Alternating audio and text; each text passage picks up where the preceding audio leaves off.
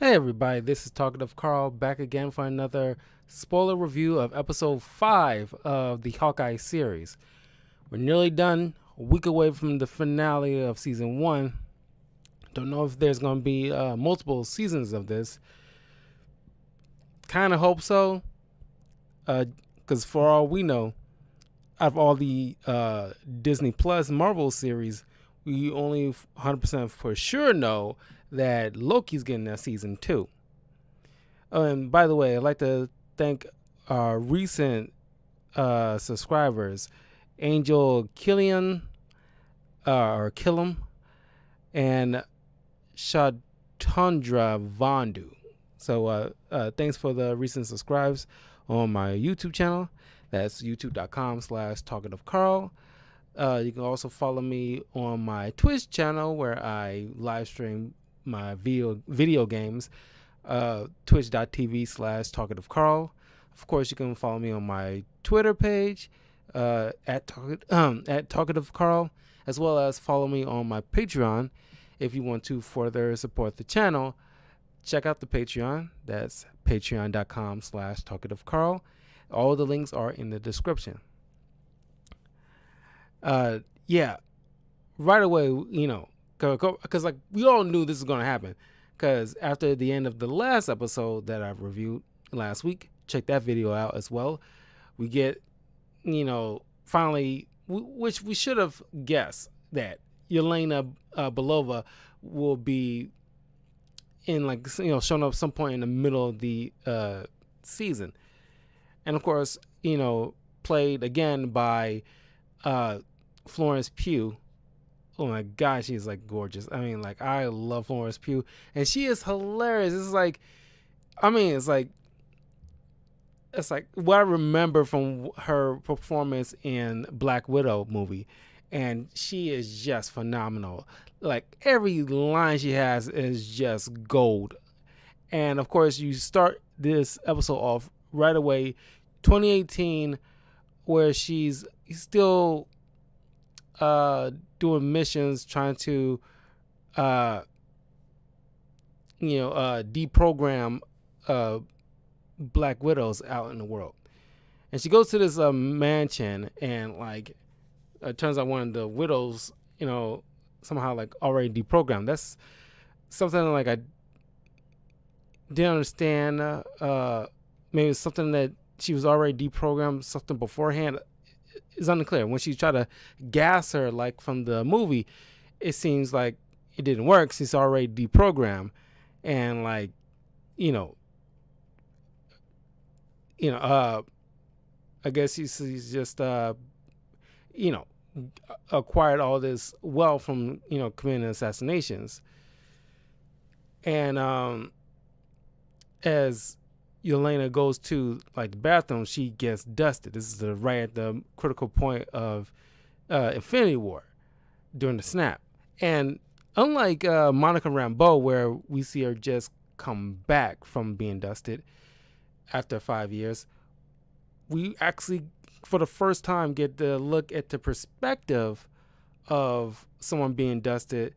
And it's like, because I thought it was some kind of weird editing for a second, because it was like she's turning the water, and she's about to wash her hands, and then she's poof, and then it's like right away she's reassembling, and like you see like the from the walls that she remembered in the bathroom completely change color, and she walked right out, and she sees the woman she was trying to deprogram there again with a husband and child, and a child that looked like Moon Girl from the Marvel comics.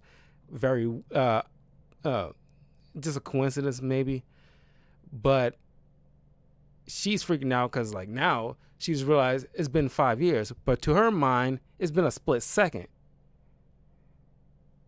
She barely even noticed. It seems like she's disoriented and everything like that, and come to find out she like her sister is dead. And this also probably will coincide with what we find out, like, at the end of Black Widow, how, Julia Louise-Dreyfus' character Valentina comes in and fed her some bill of goods about how Hawkeye was responsible for Natasha's death. So now, you know, she shows up at Kate Bishop's apartment while she's coming back to get some things, and then right away, you just see Yelena's making a pot of macaroni and cheese, and just like, you only got one fork, and it's like, please sit down. It's like, and she's like, Kate is like completely like freaking out. It's like, what the hell are you doing in my apartment? Making macaroni and cheese. And of course, like, it's like, this is probably my favorite part of the entire episode. Just these two, both incredible actresses, I'm just loving so far. And they just like oozes charm. And of course, it's like, as funny as Yelena is, she's just like, I'm sitting there watching, and I'm pretty sure Kate Bishop feels this, but I'm just like, chills are run up my spine to the fact that I can literally be Thor and I'll still be afraid of this woman. It's like, props to Pew, because she is like, she can play intimidating. It's like imagine, like, I can imagine, like, this how like bad guys feel when they meet up with Batman.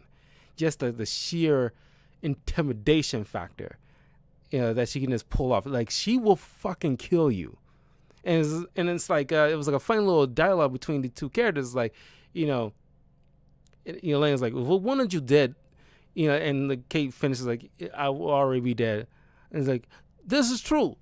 Like, right there, like, at the door, like, right as soon as you come in, it's like, before you even close the door, you were dead.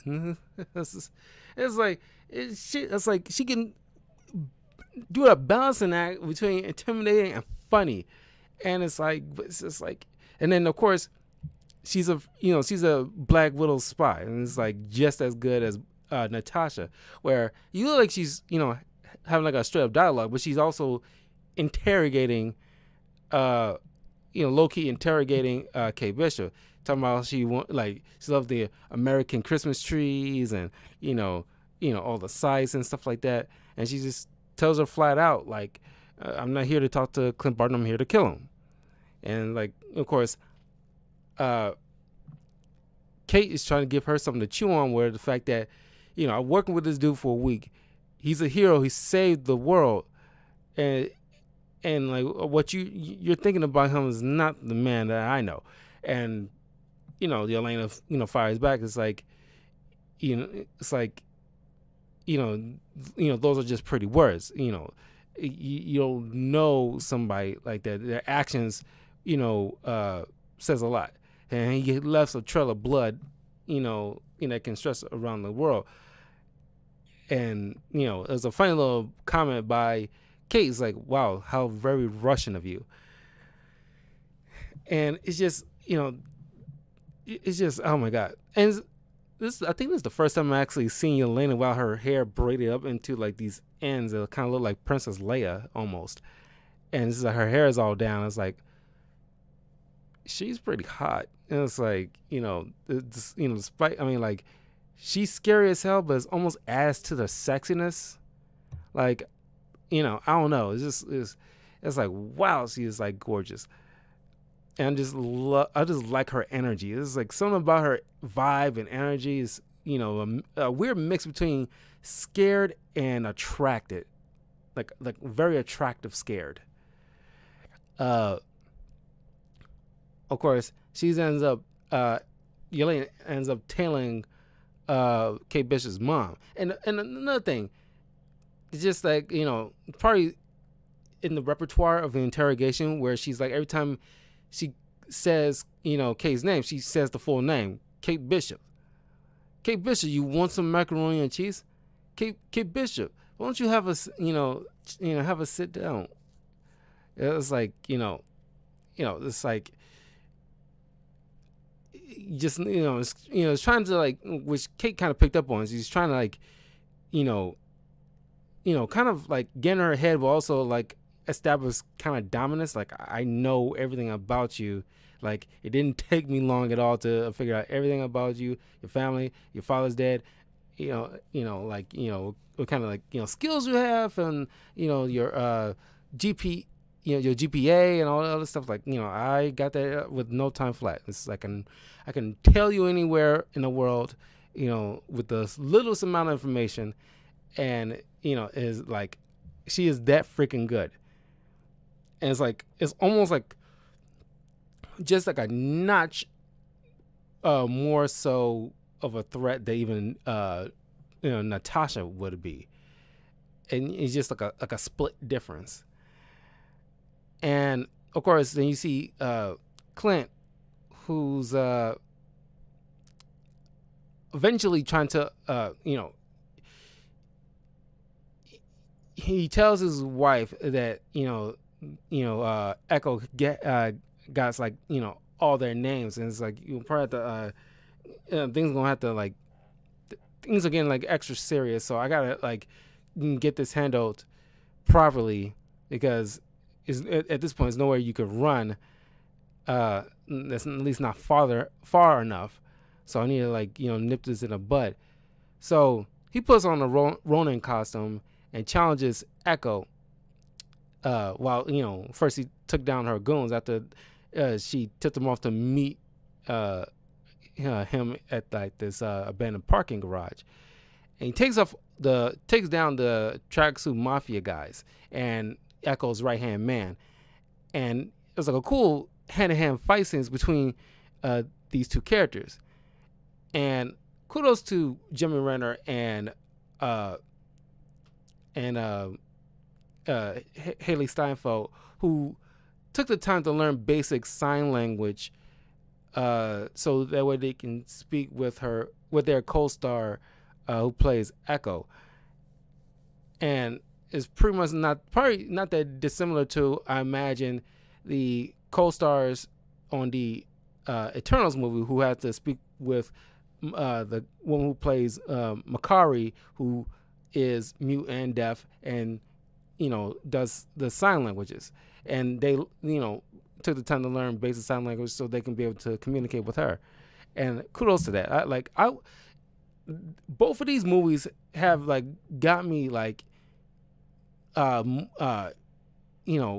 interested in learning sign language, at least basic sign language, and already, as I mentioned, I'm assuming previous videos before, I took archery classes for my birthday earlier this year. Now it's always something I wanted to do, and it wasn't more so because of Hawkeye or anything like that in general. It's just something like I've always been curious about. But this show definitely had me steering me towards actually purchasing a composite bow myself. It's the composite bow that I use at the range, for my birthday. That feels so good in my hands.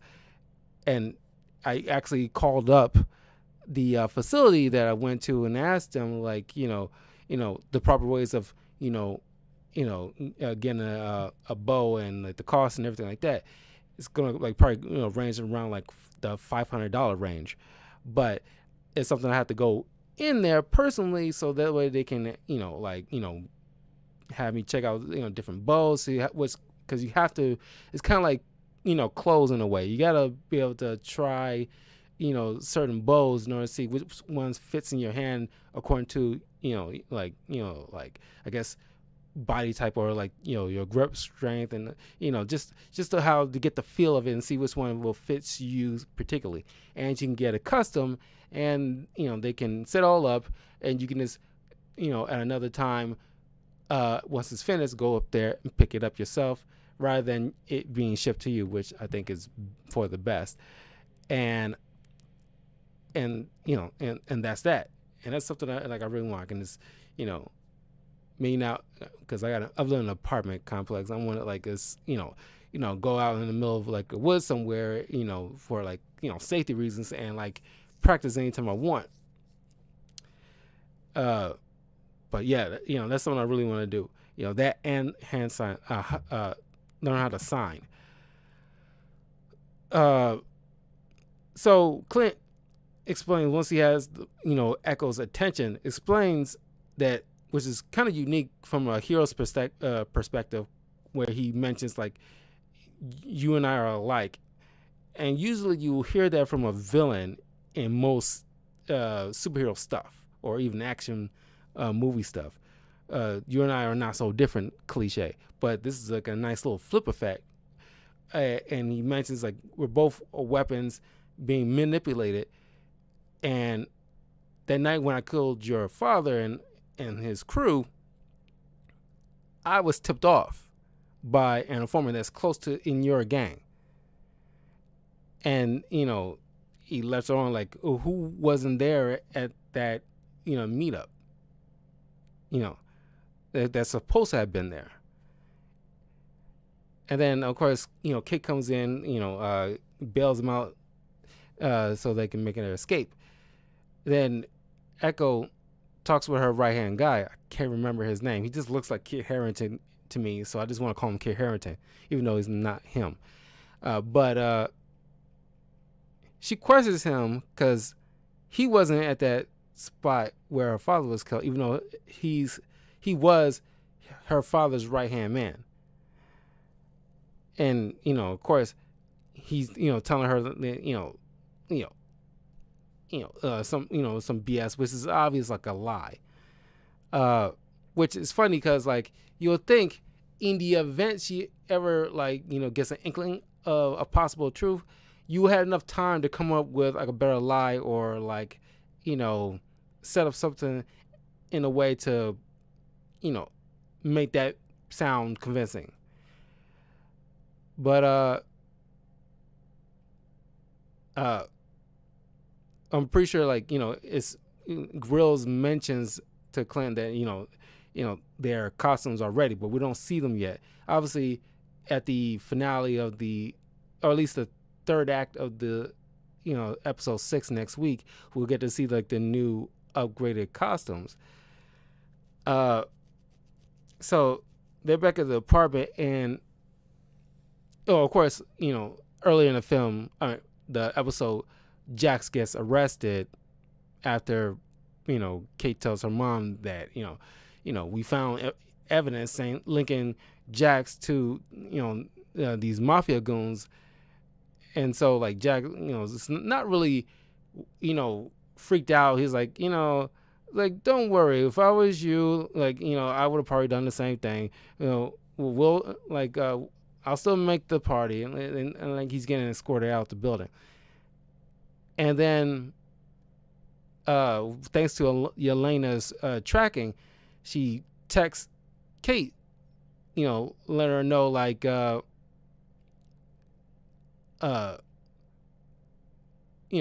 it's surprise. Her mom acts like it was not really much of a surprise. It's just the way Eleanor was carrying herself, which kind of makes it obvious that she was like the ultimate bad guy.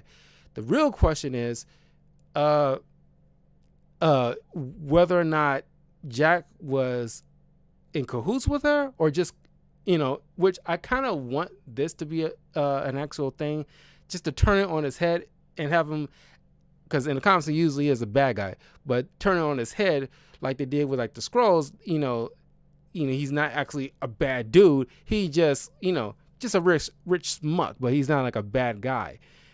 And, and she's framing him. And of course, Yelena, snapped pictures of Eleanor standing next to, surprise, Vincent D'Onofrio's Kingpin. And he's credited at the end of this episode. You get to see him in his white suit on the photograph, and Clint confirmed, like, yeah, that's the big man that, the Tracksuit Mafia and Echoes are working for. That's the Kingpin.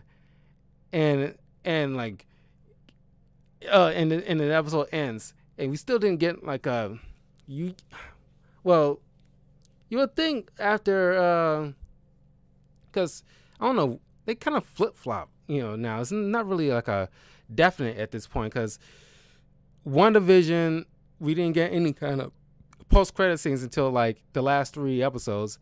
Same thing with Falcon and Winter Soldier. Loki, the last 2 episodes, I think we finally got some end credits. Well,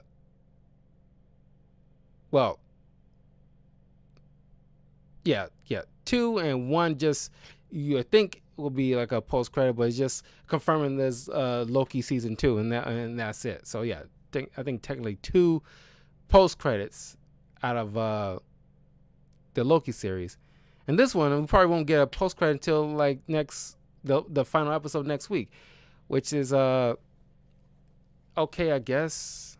I it's funny because like the MCU, Marvel, and Disney, they pretty much trained us to expect these kind of things, and it's like I don't know why they need to throw us for a loop like this.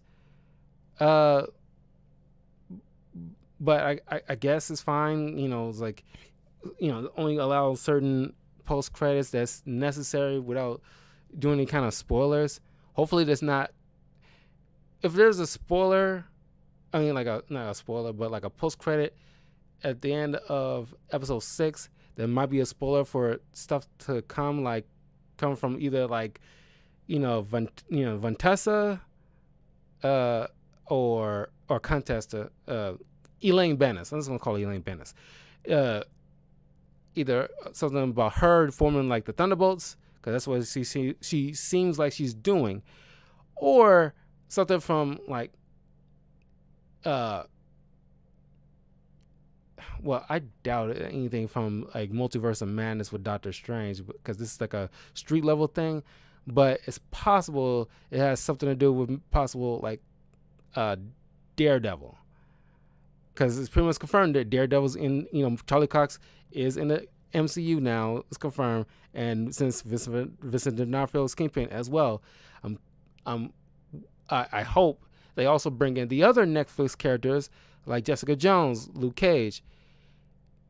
I do want them to bring back Iron Fist, but recast Finn Jones, because considering that he didn't want to be bothered learning martial arts for a character he's got hired to play, as who is well known as a martial artist, just recast him. But I want like Mike Coulter and Kristen Ritter to return, because they pretty much, despite their the falling out between like the showrunner for the shows and Kevin Feige, now that Kevin Feige's guys grips on these characters, they are pretty much established. We all know them now, just like with Charlie Cox's Daredevil. It'll be ill-advised to recast Daredevil altogether, where we just pretty much got comfortable with Charlie Cox, Daredevil, and know about his history, especially with the Kingpin and everything like that. We pretty much like, it'll be easier for them to just like move them over. We already know about their origins. We don't need to rehash that part. We can just bring them in and start just new stories with them with the same established origin stories. So you can completely skip the entire thing. You probably, if or when you bring in Iron Fist, you probably have to do some necessary course correct, because the actor, not the actor was bad at acting, he's a great actor, but just the certain choices he made so far as getting ready for the role was poor. So you might want to recast him entirely, and definitely course correct the entire, kind of soft reboot Iron Fist by himself in order to like correct the origin story to make it make sense, and like get legit, like him fighting like a dragon to get the power of the Iron Fist and everything like that. Bringing Colleen Wing, and don't know what they'll do with Rosario Dawson's character. Maybe she, the Night Nurse will come back in some capacity, because the Night Nurse, played by Rosario Dawson in the comics, also works with another Night Nurse who is played by I forgot the actress's name, because she was the doctor who was the love interest for Doctor Strange. She's also the Night Nurse in the comics. They work hand in hand to help superheroes who need medical attention, but without worrying about like secret identities and all other stuff. They can completely trust these. Matter of fact, I kind of want like a comic book run where you just, it's kind of like, I don't know, like ER or Grey's Anatomy, but with the night nurses who and like Doc Samson, who help, you know, who like a little run where they help superheroes who coming in from like battles, and just kind of like ER or Grey's Anatomy, kind of like, you know, like your kind of, you know, medical drama TV show where you see them, you know, helping like I don't know, Luke Cage, you know, with some stuff or whatever like that. And and like you have Doc Samson, who's a psychiatrist. You can help, you know, nice. It'll be nice to see like, you know, superheroes, you know, having like a sit down with him, and like you just, you know, get something mind from that, which is kind of helpful to see like superheroes, you know, probably suffering from kind of PTSD, you know, or like, you know, just stress, or just they feeling overwhelmed, or they just kind of just need a hug or something like that. I want to see that kind of thing played out, because that's something that's, you know, a very cool thing to like have, you know, and you can actually play something like that. You can play, you know, with that. But yeah, I'm excited for, let's see what happens with the last episode. And we're pretty much establishing like the new Avengers at this point. Like you got new Hawkeye and new Black Widow just face to face, and they're solid already. We don't have Miles Morales, but pretty much like, you know, Tom Holland Spider-Man, pretty much like, I'm assuming gonna be his own man, and like, you know, handling his own stuff without the need for like constant mentors, like, you know, Iron Man or Uncle Ben, or even like Doctor Strange in some capacity, where it's like, you know, you can handle things yourself, and then you can eventually start mentoring Miles Morales whenever he comes into play. So yeah, man, I'm super excited. It's like everything's, you know, Hawkeye has been like, you know, firing on all cylinders, just like with the Loki series. I think Loki and Hawkeye are just doing gangbusters, and so far they're not dropping the ball. Just, you know, like I've been mentioning to people, like, hey, the whole Quicksilver thing, and like certain scenes in Falcon and Winter Soldier that felt rushed or whatever like that. It just, you know, certain things are just like, you know, slightly dropping the ball that kind of like stop them from being like too perfect. Because, you know, they're still great shows, but just if they would have, like the Quicksilver thing, if they would just not do it, or do it but, you know, put in like a nameless actor playing Pietro, while her, you know, Wanda's mind's convincing her that's, you know, that's my brother, you know, got the super speed, and, you know, he got the silver hair, but then turns out, you know, no, like he's Ralph Boner, just an actor. So that way you don't have to actually cast the actual guy who played Quicksilver before, giving people's hopes up unnecessarily. So yeah, I'm looking forward to next week. Please leave a comment below. Let me know what your thoughts on episode 5 of Hawkeye series, what you're looking forward to. You know, do we think we're going to get an actual Vincent D'Onofrio physical presence, him talking with Eleanor or something like that? Maybe not like a full-blown like fight with the Kingpin, but actually like maybe at some point see like a scene with him and Eleanor just talking, and just have that Vincent D'Onofrio Kingpin presence, and see like what he's been up to since the events of season 3 of Daredevil. And yeah, so yeah, please leave a comment below, like and subscribe, share with your friends, all that good stuff. And I will see you guys next week for the finale of season 1 of Hawkeye series. So take care, and Love you all 3,000. Oh, and I want to bring up, I nearly forgot, the scene where Clint is looking at that plaque commemorating the Battle of New York, with like his name, Natasha's, Tony, Steve, and Thor, just like, obviously it wouldn't make sense. They would, like, it's kind of like the World Trade Center, they have like that memorial for all the people involved who, like the firefighters and police officers and doctors and all others, the people who stepped up. It makes sense they will have a plaque like that for the Avengers, their first team up, saving them from like alien destruction.